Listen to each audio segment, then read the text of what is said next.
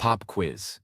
What do a garbage truck in Brooklyn, a city bus in Seattle, a fire engine in Miami, and a logging truck in Oregon all have in common? They screamed. Literally screamed through American streets for 4 decades with a sound so distinctive you could identify it from 3 blocks away. The Detroit Diesel 6V92. And if you've ever wondered why truck drivers either loved it like a family member or cursed it like a sworn enemy, buckle up. We're about to find out. The year is 1938.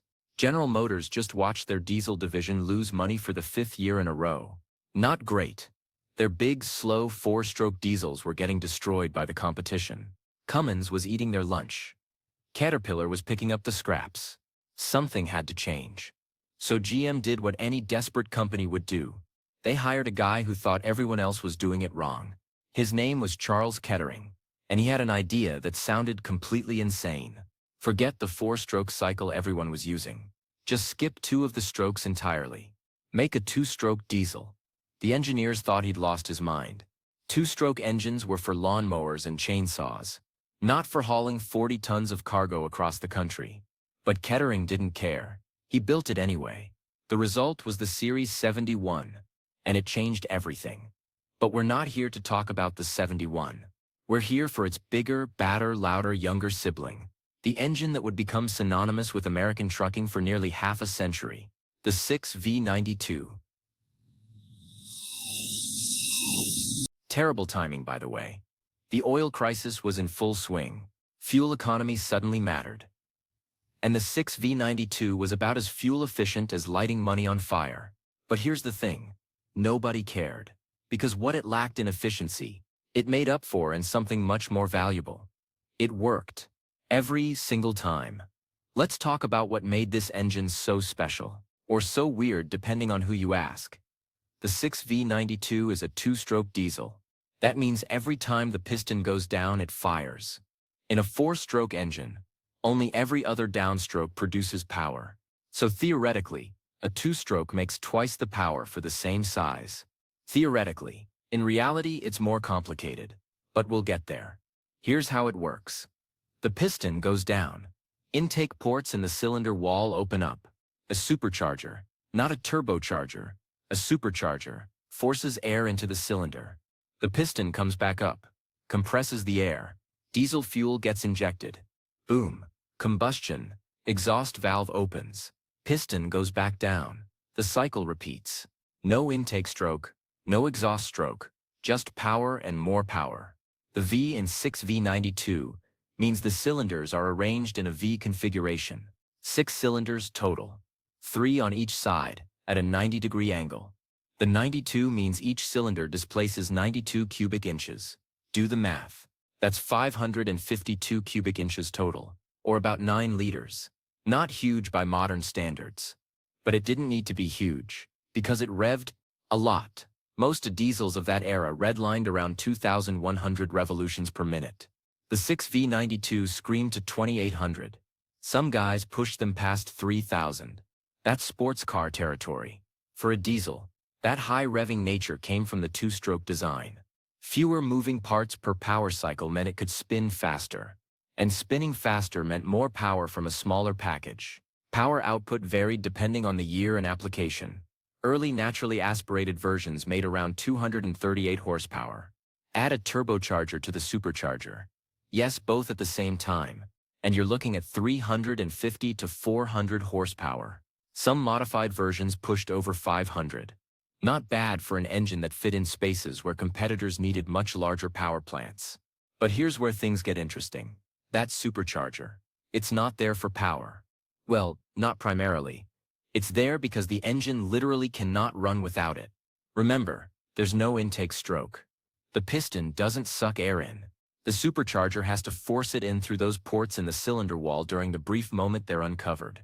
It's called a Roots-type blower.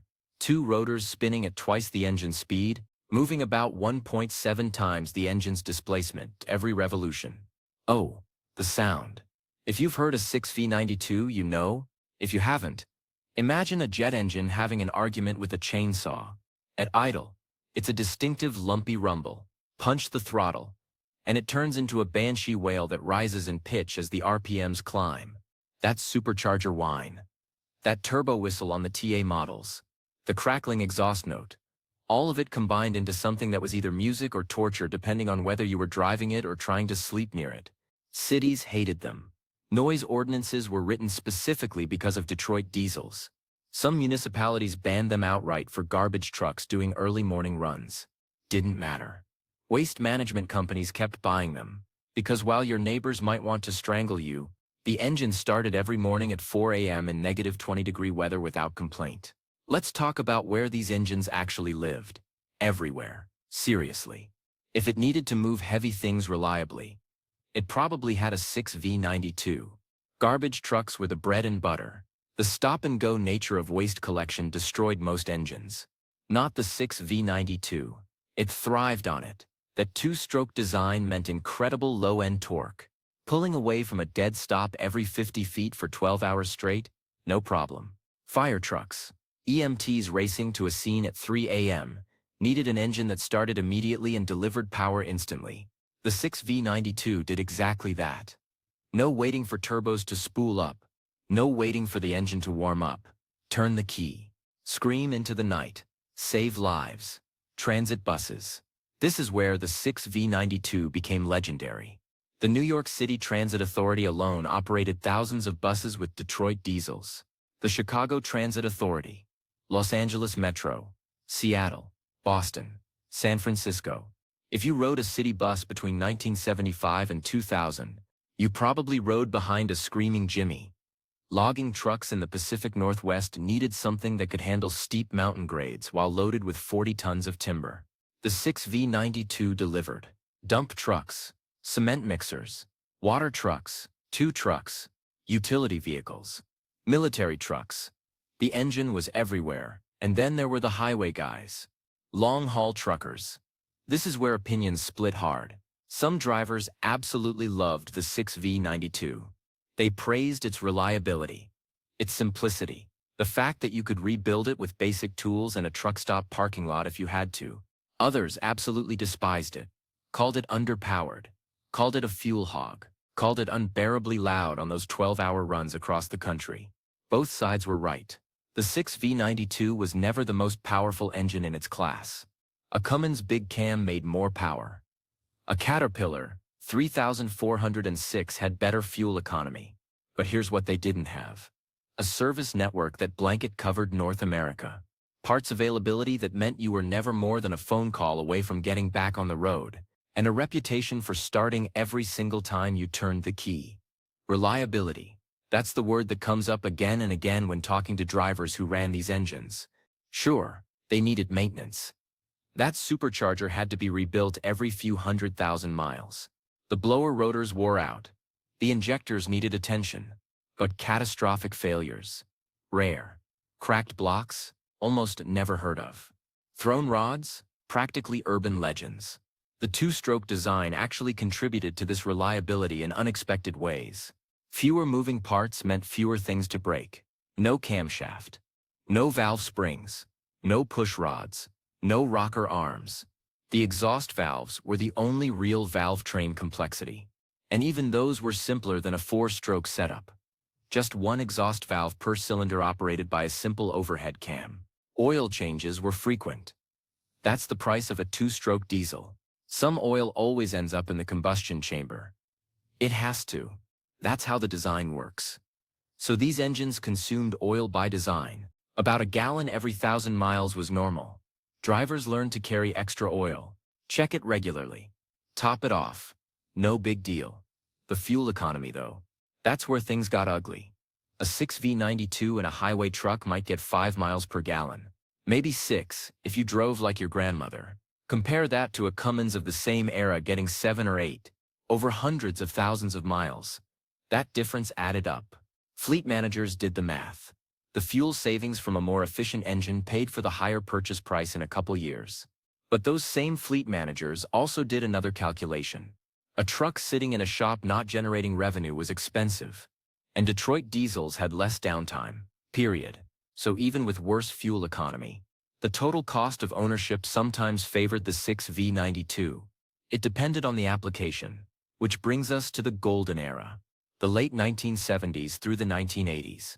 This was peak Detroit diesel. They were in everything. Market share in certain segments topped 70%. If you ran a fleet of garbage trucks or transit buses, you bought Detroit's. It wasn't even a question. The competition wasn't even close in terms of market penetration. Part of this dominance came from General Motors' massive distribution network. Detroit Diesel Allison, as it was known then, had dealers everywhere. Small towns, big cities, industrial areas, ports. You could find service and parts anywhere. Try finding a Cummins dealer in rural Montana in 1982. Good luck. But a Detroit diesel dealer? Right there on Main Street. The engines became a cultural icon. Truck drivers developed almost romantic relationships with them. They gave them nicknames. Screaming Jimmy was the most common. Jimmy coming from GMC, which was General Motors' truck brand. Some guys called them two-stroke terrors or Detroit screamers. The sound became synonymous with American industry and commerce. Movies and TV shows used that distinctive sound as audio shorthand for heavy machinery. You'd hear a Detroit diesel in the background of a scene and immediately know, that's a work truck, that's industry, that's America getting things done. The sound designer didn't even need to show the truck. Just the audio was enough. But nothing lasts forever, and the 6V92's dominance started cracking in the 1990s. Emissions regulations tightened. The EPA wasn't messing around anymore. Those visible puffs of black smoke on acceleration? Not okay. The relatively high oil consumption? Problem. The inherent inefficiency of the two-stroke design? Big problem. Detroit Diesel tried to adapt. They released the Series 60, a four-stroke engine. More efficient, cleaner burning, more powerful, better fuel economy. The Series 60 was actually a great engine. Many consider it one of the best diesels ever made. But it wasn't a two-stroke. It didn't sound the same. It didn't feel the same. Old-timers complained it was too quiet, too refined. Where was the character? Meanwhile, the competition caught up. Cummins released the N14, and later the ISX. Caterpillar improved the 3406 and released the C15. These engines made more power, got better fuel economy, and met emissions standards without breaking a sweat. The 6V92, for all its legendary reliability, was getting old. Production of the 6V92 continued through the 1990s, but the writing was on the wall. New truck sales dropped. Fleet operators started switching to four-stroke engines. The fuel savings were too significant to ignore anymore. That 5 miles per gallon was becoming genuinely painful. The final 6V92 rolled off the Detroit diesel assembly line in 1995. End of an era. 40 years of production. Millions of engines built. Billions of miles logged. Countless loads hauled. Mostly. Here's the thing about reliability. Those engines didn't just disappear when production stopped. They kept running. And running. And running. Even today in 2024, 6V92 engines are still working, still hauling garbage, still powering old transit buses in smaller cities, still screaming down back roads in vintage trucks.